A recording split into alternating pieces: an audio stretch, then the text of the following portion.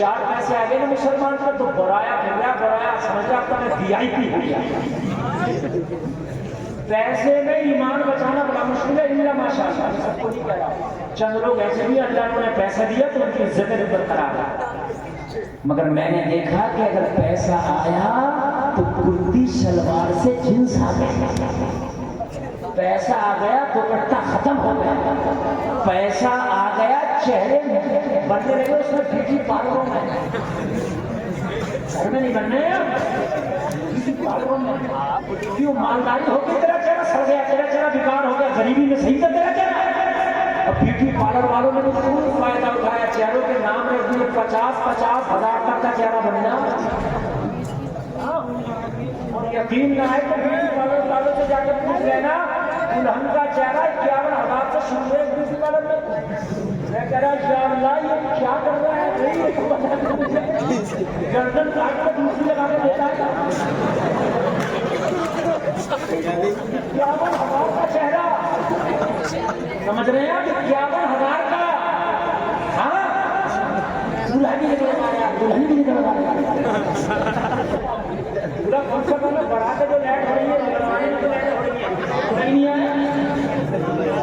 अरे भाई निकालने बारात को निकालने 12 बज गए, 2 बज गए, मेरा दूल्हा तो पूरा दबाव में बैठा। तहकीक करिए कर क्या रहा है,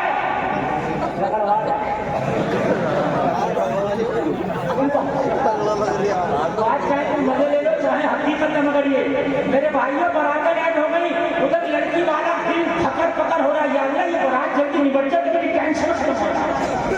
4 बजे बारात लेके पहुंचा और बैठ के टेबल पे कह रहा और ये ठंडा ढोल बदल चला कसम, डंडा लेकर खड़ा हो जा, 2 डंडे मार के खाओ, बारात को बदल गया।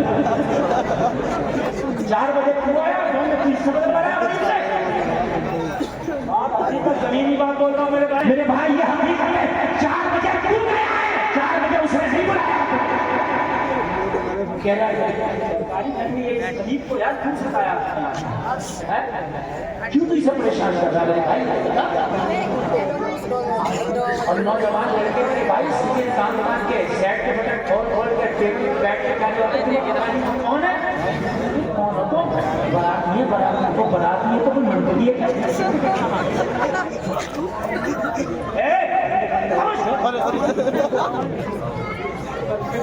होटल में बारात की मेरी रिश्तेदारी है, हर समय नहीं जाता हूँ शादी में, बहुत कम शादी से मैं जाता हूँ, यकीन मानिए बहुत मजबूरी से नहीं जाता हूँ।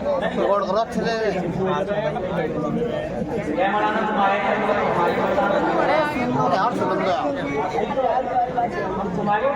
हमारी नहीं जाओ, कम लोगों में शादी हो जाएगी, हम एक के साथ कम हो इतनी शादी अच्छी हो। हम कब जाने का 300 बारात में 900 तेरे मेहमान हो, 100-200 लोगों में काम करने आता लगता है, निकल के खाना चेक करना पड़ा। तुम जिंदगी बार हो गया भजन में, शादियों में एक से एक बड़ी कर रहा है, बड़ी किसी से नहीं हुई है। हाँ, एक से एक बड़ी कर रहा। अभी मैं आगरा तकमील करने गया, बोले हजरत 1 किलो सोना दिया जाता है। हाँ, आगरा में कोई जाकर पूछ लेना, 1 किलो सोना, 50-50 लाख की शादियां हो रही है। बोले तो मैंने कहा इतने का लड़का खरीद लिया जाएगा। जिंदगी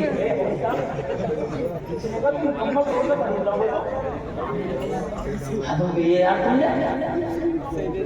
मेरे भाई तुम मुसलमान, तुमने मुस्तफा का कलमा पढ़ा, तुम्हें आइडियल दुनिया वालों को नहीं बनाना, मदीने वाले मुस्तफा को बनाना। अच्छा एक बात और बता में यार, बड़ी कड़वी तो लगी थी मुझे बात सुन। मार्केट में वो माल आता है जिसकी डिमांड हो, ये बात गलत तो नहीं है।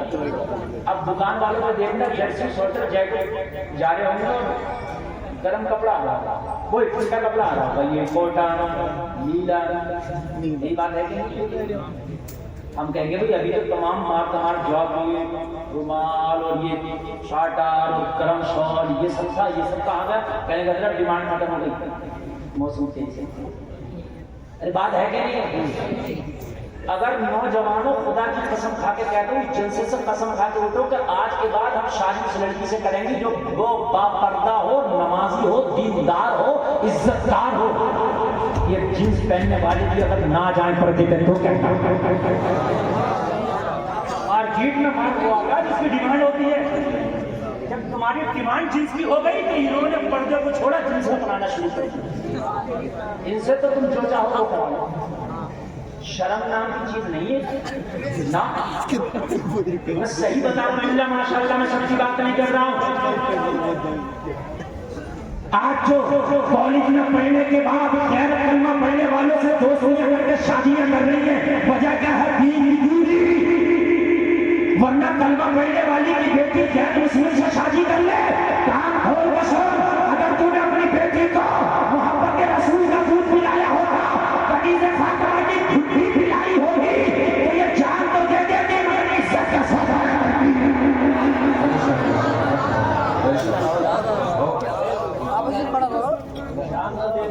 इज्जत का सौदा ना करती। सामने से तुम्हारी हिम्मत नहीं है, तुम डांट दो। तुम्हारी हिम्मत नहीं है तो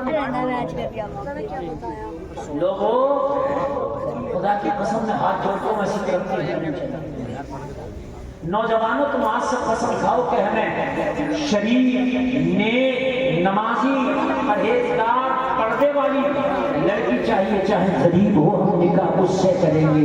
तुम करके तो देखो, खुदा की कसम माशरा ना बदल जा तो कहना। ये उलमा बैठे ये गवाही देंगे अपने पास, अल्लामा अब्दुल कय्यूम साहब बैठे ये गवाही देंगे। मेरे पास फोन आते हैं, इनके पास भी आते हैं, हजरत दुआ कर दो, बेटी का रिश्ता नहीं आता।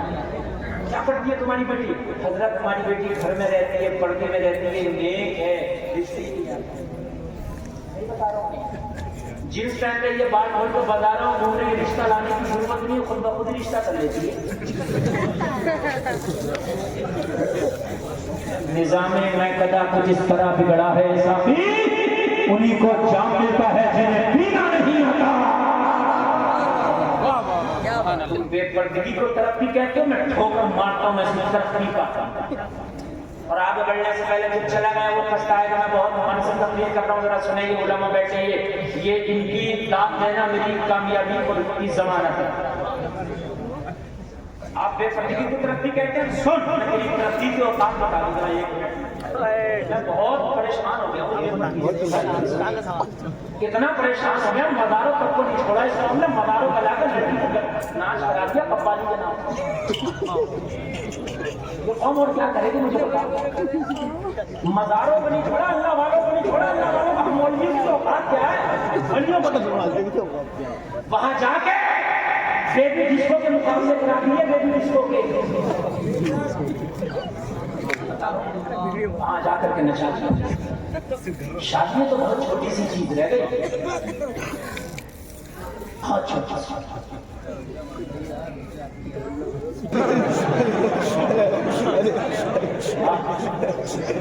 तकरीर सुनने तैयार नहीं थे लोग। हाँ तो वैसे अपने मुफ्ती गुलफाम को देखोगे, इतनी भीड़ आई, इससे भी ज्यादा भीड़। मगर मैं चक्कर में नहीं, ये समाए बस खाली सेल्फी के चक्कर में। तो एक सेल्फी खिंच जाए मौलाना के साथ में, और बस सेल्फी खींचने के बाद में, और उसके बाद में इन्हें देख लिया और वो हुल्लड़ काट रहे, तो वो होती बाखुदा। मैंने भी कई साल में ऐसी आवाज, तो मैंने पूछा क्या मसला? बोले अरे पहला जलसा हुआ, ये तुम्हारी मोहब्बत में तुम्हें तो बुला लिया। क्या होता है यहाँ? अरे बोले एक से एक खटीला मुकाबला है, एक से एक। बोले अरे वो तुम्हें बुला लिया इन लोगों ने, बाकी किसी मौलवी के चक्कर में है नहीं, बिल्कुल नहीं। एक से एक खटीला मुकाबला। मैंने समझाया, मैंने कहा भाई मरोगे तो इस कौम का जो पैसा मुकाबले में खर्च कर दिया रहे हो ना, तुम्हें हिसाब देना पड़ेगा। कहने लगे मौलाना वो तो मरने के बाद जो होगा देखा। हालात तू क्या देखा जाएगा, तू क्या देख लेगा? हजरत इजराइल को देख के तेरी आंखें फट जाती है, जबान निकल जाती है, तो देख के लगे तेरी औकात क्या है। अब जरा कान खोल के सुने, सारे नौजवान सुने, औकात जो तुम्हें ये यहूदियों ने दिए, अंग्रेजों ने तुम्हें दिया, सुने इसकी औकात। कहते हैं बेपर्दगी, जींस, ये खुला हुआ माहौल तुम्हें अच्छा लगता है, ओपन माहौल। मौलाना को तो कहते हैं दिव्य उसी जहन के लोग हैं। खुला हुआ माहौल समझे तो अपना खुला हुआ माहौल। मिठाई वाले की दुकान देखी है किसी ने? नहीं देखी है? इसकी दुकान में दो माहौल होते हैं, खुला हुआ माहौल और एक बंद माहौल। दो माहौल होते हैं, एक खुला हुआ, दोनों कुछ मजबूत करे मुआशरे का माहौल है। उसका एक माहौल है खुला हुआ, काउंटर के ऊपर बर्फी रखी है 500 रुपए किलो, बड़ी महंगी। 500 रुपए किलो महंगी हो गई मोहतरमा, बड़ी महंगी है। बिल्कुल खुली हुई काउंटर पर रखी है, दावतें नजारा दे रही है। देखो हमने गर्दो गुबार उड़ा, बर्फी, गंदे नाले की मक्खी आई, मच्छर आया, सही बता रहा हूं। नटुआ बथुआ कलुआ मलुआ मुझे चाहिए था कुछ और, चाहिए था इमरती गुलाब जामुन, लेकिन ये खुली हुई रखी थी। कहा